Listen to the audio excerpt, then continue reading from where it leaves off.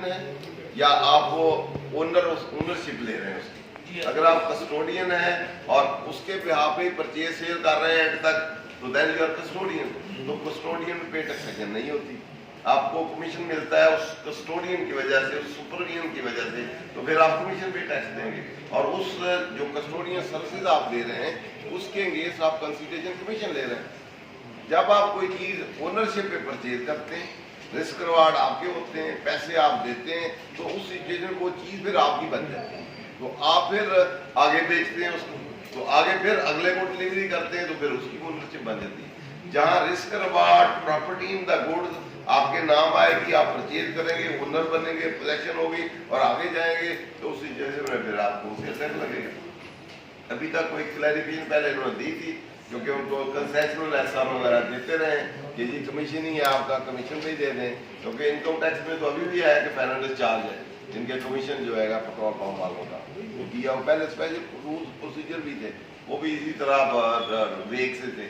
तो लोग कई लोगों ने रजिस्टर करवाए हुए हैं सेल टैक्स, ये नहीं कराया, लेकिन इसमें लिखा हुआ है कि पेट्रोलियम प्रोडक्ट अगर रजिस्टर वाला होगा तो उसकी सेल पे, ये तो कमीशन पे तो नहीं है ना, टर्नओवर टैक्स जो है वो कमीशन पे तो नहीं है ना, वो तो सेल पे ही है।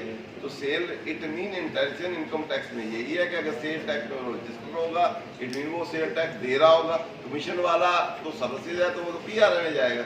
ये सेल टैक्स एक्ट 1990 का तो तल की कोई नहीं है, इधर लिखेंगे क्या जरूरत थी, ठीक है। अगर ओवरऑल ग्लोबली हम देखें तो यहाँ लिखा हुआ है कि पेट्रोलियम प्रोडक्ट वाले जो डिस्ट्रीब्यूटर्स हैं वो अगर रजिस्टर्ड होंगे under the sale tax act 1990 तो उनको 0.2 लगेगा। इट मीन वो रजिस्टर नहीं है, अगर वो रजिस्टर होंगे तो वो फिर सेल परचेज पे टैक्स भी देंगे, तो फिर उनकी जो सेल पेट्रोलियम प्रोडक्ट पे सेल होगी उस पे 0.2 लगेगा इंस्टेड ऑफ 1.5। तो रियल सिचुएशन ये है, बाकी क्योंकि अभी तक ऐसे ही। अच्छा, इसमें जो पेट्रोलियम वाले पेट्रोल पंप सिस्टम है उसमें उसका टैक्स तो 156 में काट जाता है, अगर फाइनल डिस्चार्ज लायबिलिटी अभी तक हुई उसे 115 की स्टेटमेंट, वो तो कमीशन का है ना, कमीशन ही है ना, पेट्रोल प्रोडक्ट वाले को कमीशन ही मिलता है ना। वाह, ये तो हम वैसे कह सकते हैं, पेट्रोल पंप जितने भी हैं वो ऐसे ही है। सही है आप वहाँ पे जहाँ पे कमीशन नहीं मिलता वहाँ 236 के लिए 0.5% में टर्न ओवर लगा। नहीं देखे, कोई जरूरी नहीं होता कि जहाँ कमीशन मिल रहा हो आप प्रॉफिट ना कमा रहे हो, आप वहाँ सेल परचेज ना होती। लेकिन एक उसका तो जो इनवाइस की है उसका नाम इनवाइस, ये तो हम पहले भी डिस्कस कर चुके हैं ना, रेगुलेटेड का होगा है। ये मैंने पहले बात की थी ना, जहाँ सेल परचेज रेगुलेटेड हो आप चेंज ना कर सकते हो, ठीक है, ना कर सकते हो तो आप रियल तो एक्चुअली जो कमीशन हो जाती है।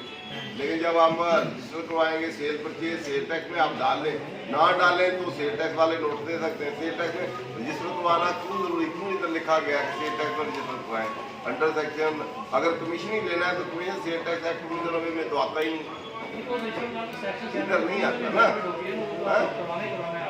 क्या जब आप रजिस्टर करवाएंगे तो सेल परचेज को डिक्लेयर करेंगे या नील की फाइल करेंगे?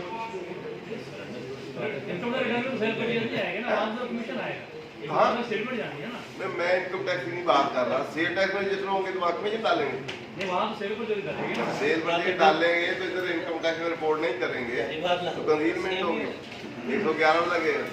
और इधर बजाय आपने 1.5% देने के उन्होंने आपको रिड्यूस रेट दिया हुआ है 0.2 सेल पे आप देंगे।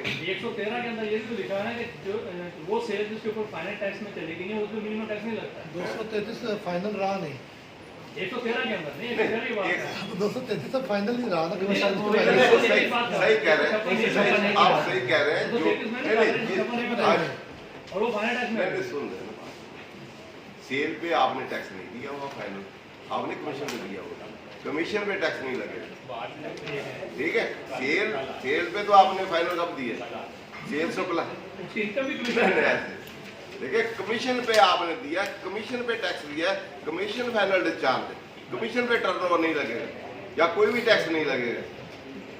उसमें है कमीशन, एक सेल प्राइस है एक परचेज प्राइस है, परचेज प्राइस वो है जिस पे ओएमसी ये सारे इसी तरह जितने ये ना, फिर इसकी क्या जरूरत थी 0.2 किस पे लगाना है?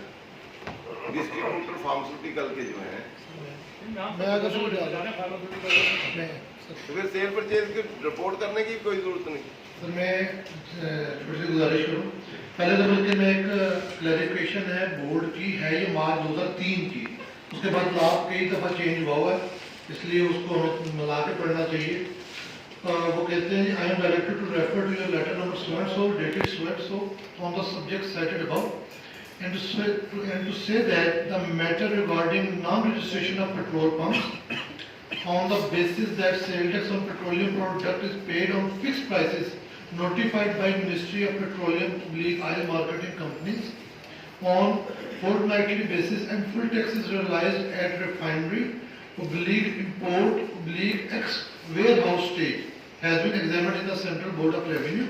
The board is of the view that only those petrol pumps are not liable for registration who are supplying, selling only those goods for which retail price is fixed and sales tax by the oil marketing companies OMCs has been paid on the retail price. اس کو بھی تک کوئی وڈرا نہیں کیا گیا. Confusion آ رہا ہے جو سیکشن 73 میں اس دفعہ امینڈمنٹ آئی ہے اگر 10 کروڑ سے زیادہ تو پھر تو ٹھیک ہے. ٹھیک ہے, یہ تو یہ ویسے ہے مارچ 2003 کا ہے, سی نمبر 1. اسی وجہ سے رجسٹر نہیں ہوتا. کاپی لے لیجیے گا. جی کاپی بھی کروا دیتے ہیں آپ سے. ٹھیک ہے, تو اس کے اوپر اس کے ریکارڈنگ ہو سکتا ہے. اس کے مطابق جو پرانا ہے, پرانا اسی لیے رجسٹر نہیں ہوئے تھا, لوگ نہیں کراتے. لیکن اب ڈفرینٹ لاز میں کہا کہ رجسٹر کروائیں گے تو کنسیشن ریٹ ہوں گے, تو اس سے امپورٹی بڑھ گئی. سر جو 156(1) کا ٹیکس ہے وہ ابھی بھی فائنل ہے. جب وہ فائنل ہے, وہ 233 نہیں ہے, تو 156(a) میں ہمیں وہ ٹیکس کلیم بھی کرنا چاہیے. وہ فائنل ہے, اس پہ 113 نہیں لگے گا. وہ جو وہ والا جو ہے پیٹرولیم والا 156(a) والا, وہ پیٹرولیم ایجنٹ جو ہے ان کا کمیشن جو ہے کمیشن کے وہ فائنل ریچارج ہے. اس کو اگر کوئی سیل ساتھ کرتا ہے پیٹرول کی علیحدہ, تو یہ کمیشن ہے وہ ایز اے کسٹوڈین جو اس کمیشن کی دیتا ہے اس کا فائنل ڈسچارج. اس کو ہم کسی کی سپلائی یا کسی اور کا اس کو فائنل ڈسچارج نہیں کہہ سکتے. To the extent of commission جو ہے, کمیشن پہ ود ہولڈ ہوا ہے, وہ کمیشن کا فائنل ڈسچارج ہے. اس کمیشن انکم پہ فردر ٹیکس نہیں ہوتا, نہ ہی وہ کسی ٹرن اوور میں شامل ہو سکتا. ٹھیک ہے, ٹرن اوور کی ڈیفینیشن میں دیکھیں تو اس پہ جس اماؤنٹ پہ یا جس ٹرن اوور پہ آپ نے فائنل ٹیکس والا دے دیا ہے, that will be excluded from the same. اگر یہ کمیشن اس میں ایڈ نہیں ہوگا, کمیشن کے علاوہ آپ کی کوئی سیل ہے تو وہ ایکسکلوڈ نہیں ہوگی. کسی اور سے اسی انکم کو اس سے اگر کوئی انکم ہوئی ہے تو اس کو اس سے ریلیٹ نہیں کرتا. سر اسی طرح اگر ود ہولڈنگ ایجنٹ 233 میں کاٹنا شروع کر دے, دین اسی چیز کو جو بھی آپ سچویشن سمجھا رہے ہیں پیٹرول پمپ کی کمیشن یہ علیحدہ ہے نا, اس کے لیے علیحدہ ریٹ ہے. 230 والے وہ 33 ہے جو وہ علیحدہ ہے, وہ بروکریج کمیشن اس کے علیحدہ ریٹ ہے, اس کے علیحدہ ریٹ ہے. یہ پیٹرولیم ایجنٹ جو ہے ان کے انڈیپینڈنٹلی سیپریٹلی دیے ہوئے, نہ دیے ہوتے تو اسی میں یہ گورن ہوتا. اب 1000 اگر ایجنٹ ہے, اس میں سے کسی ایک کے لیے علیحدہ پروویژن دے دیا جائے تو اس کے لیے وہ اسپیشل پروویژن ہوگا, اور special provision will prevail over the general provision. وہ ہے جنرل پروویژن, یہ ہے پیٹرول پمپ والے ایجنٹ کا اسپیشل. اسپیشل اسی کے تحت ہوگا, وہ باقی والے پیٹرولیم پاؤڈر نے 236 ایکٹ بھی انسرٹ کیا, یہاں کمیشن نہیں ہے, وہاں پہ 0.5% ٹرن اوور پہ وہ کمپنی کاٹے گی, جہاں وہ کمیشن نہیں دے رہی. 236 ایکٹ جو ہے, اور وہ بھی فائنل ٹیکس میں ابھی تک 236 سیکشن 30 والے جو پیٹرولیم پروڈکٹ بھی ہے. سر اس پہ جی اس میں ہمارے 236(h) میں جی میں پروڈکٹس ہیں, الیکٹرانکس, شوگر.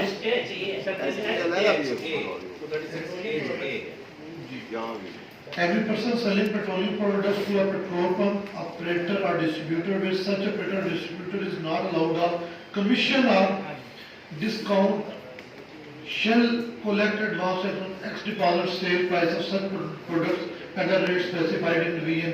ٹھیک ہے, لیکن 236 HA اس پہ لگے گا جس پہ 156A نہیں لگ رہا. وہ والا نہیں لگے گا, تو یہ 0.5% ہے, اور یہ بھی فائنل میں ہے. اور یہ بھی فائنل ہے. The tax deductible under section 1 shall be a final tax on the income arising from the sale of. ٹھیک ہے, یہ بھی فائنل والا ہے, یہ دوسرے والا, یہ بھی دونوں, ہاں دونوں, یہ والا دونوں یہ فائنل ریچارج. سر اس پہ مجھے ایک اس میں میرا کوشچن ہے کہ اس میں ڈیڈکٹڈ اور ڈیڈکٹیبل کا وہ کنسیپٹ آ رہا ہے. अगर कहीं उसका टैक्स नहीं कटा तो क्या वो डिडक्टिबल में उसमें डाल के 0.5% जमा करा सकता है? जी करा सकता है, क्योंकि जहाँ जहाँ जिस सेक्शन में डिडक्टेबल का वर्ड यूज हुआ है, क्योंकि डिडक्टेबल से मुराद ये होती है कि प्रेस्क्राइब पर्सन जो है वो कलेक्टिंग एजेंट भी हो सकता है, विद होल्डिंग एजेंट भी हो सकता है। क्या वो परचेज करेगा या सेल करेगा? अगर उसने परचेज सेल की है तो उस सिचुएशन में अगर उसने कलेक्ट नहीं किया या विद होल्डिंग एजेंट ने टैक्स नहीं किया तो उस पर आप जमा करा सकते हैं, क्योंकि उसमें वही रेट अप्लीकेबल होगा और फाइनल चार्ज में आप जा सकते हैं। क्योंकि पहले वर्ड डिडक्टेड या कलेक्टेड था, अब लेजिस्लेटर ने वो चेंज कर दिया है, कलेक्टेबल या डिडक्टेबल कर दिया है, तो इसलिए उस पर आप दे सकते हैं। सर इस पे एक रहनुमाई हमें और कर दे कि ये चूंकि इश्यूज आ गए सेक्शन 73 के रेफरेंस से बहुत सारे पेट्रोल पंप्स को कमीशन पे वो ट्रेड कर रहे हैं, उनको उन्होंने रजिस्टर्ड भी करवा दिया, उनकी परचेजेस नेशनल रेट में शो होती हैं सेल्स के अंदर। कुछ हमारे दोस्त ये कर रहे हैं कि वो सेम परचेज लेते हैं, सेम सेल कर देते हैं और इनपुट आउटपुट इक्वल करके उसको मुकम्मल कर देते हैं। कुछ हमारे दोस्त ये करते हैं, वो कहते हैं कि चूंकि हम कमीशन एजेंट हैं, माल नहीं करते, माल उसका लेकर क्या करते हैं, नेक्स्ट ए में उसको पिक करते हैं, कॉलम और साथ में सारा इनपुट जाया कर देते हैं। इस पर रहनुमाई करें कि दोनों तरीके ठीक है, इनके अलावा कोई तीसरा तरीका ठीक है? ये वो यानी उसकी ना पड़ेगी, वो सेल भी पड़ेगी, सेल पड़ेगी। इनका कहना है कि सेल भी आनी चाहिए परचेज के साथ। सेल भी आनी चाहिए। बेहतर तो यही है कि सेल परचेज दोनों, सेल भी उतनी परचेज भी उतना, इनपुट भी करें आउटपुट भी करें और आपस में निल कर दें। निल कर दीजिए। ठीक है, तो 8B वाला कोई एग्जाम्पशन है क्या है? एग्जाम्प्ट 8B एग्जाम्प्ट है। एग्जाम्पट उसमें एग्जाम्पशन दी होगी, इसीलिए एग्जाम्पट दिया होगा।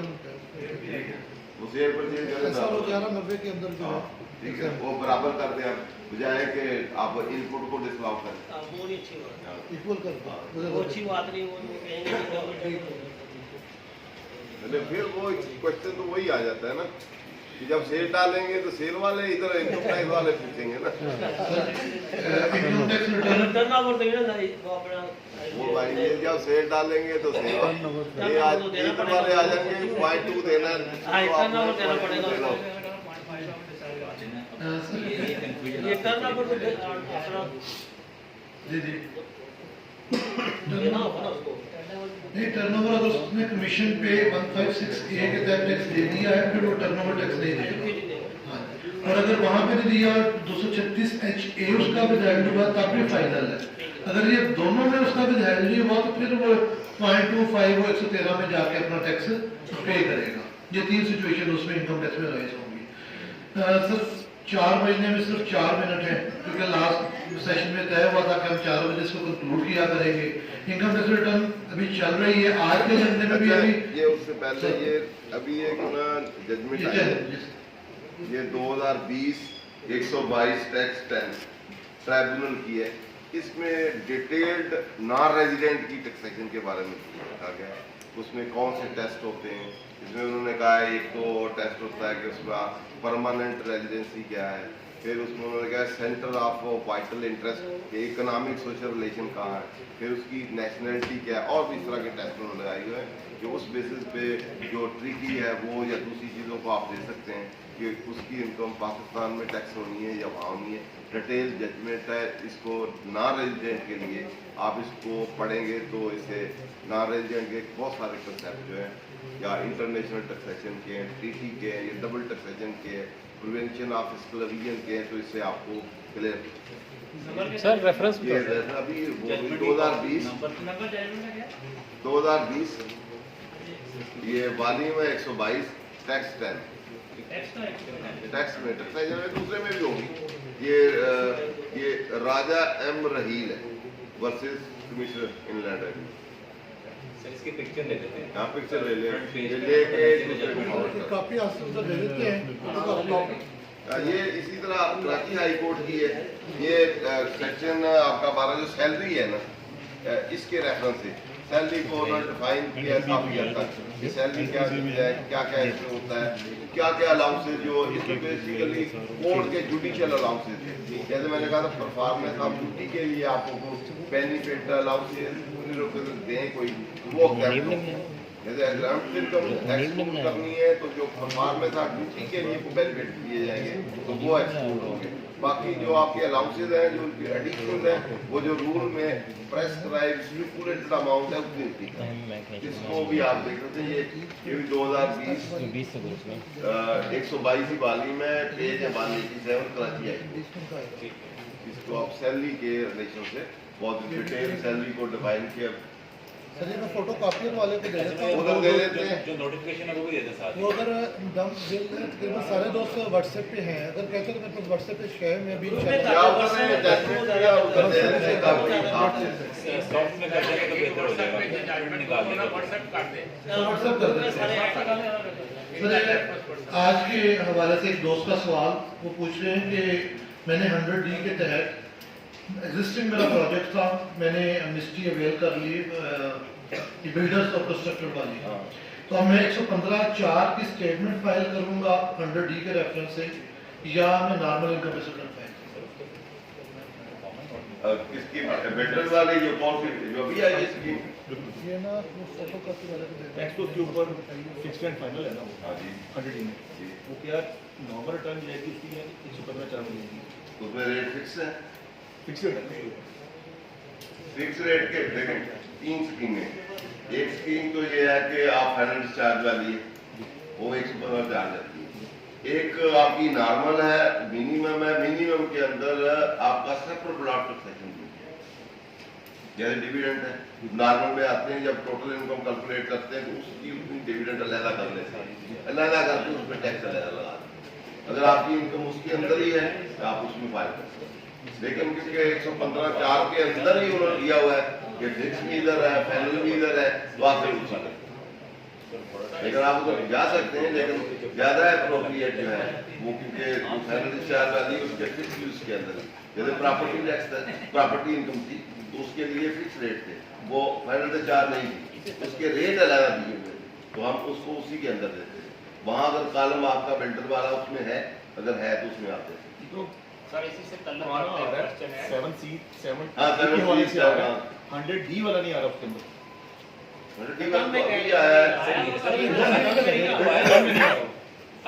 अगर उसके अंदर नहीं है, नहीं आ सकता तो फिर आप दूसरी स्कीम में चलेंगे।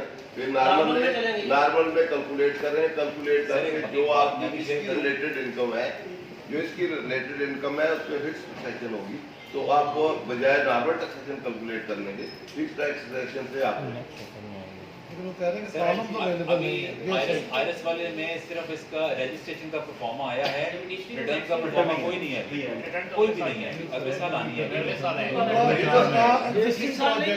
एग्जिस्टिंग प्रोजेक्ट है उसके ऊपर तो लागू हो गया ना 2020 ना 2020 के ऊपर लागू हो गई।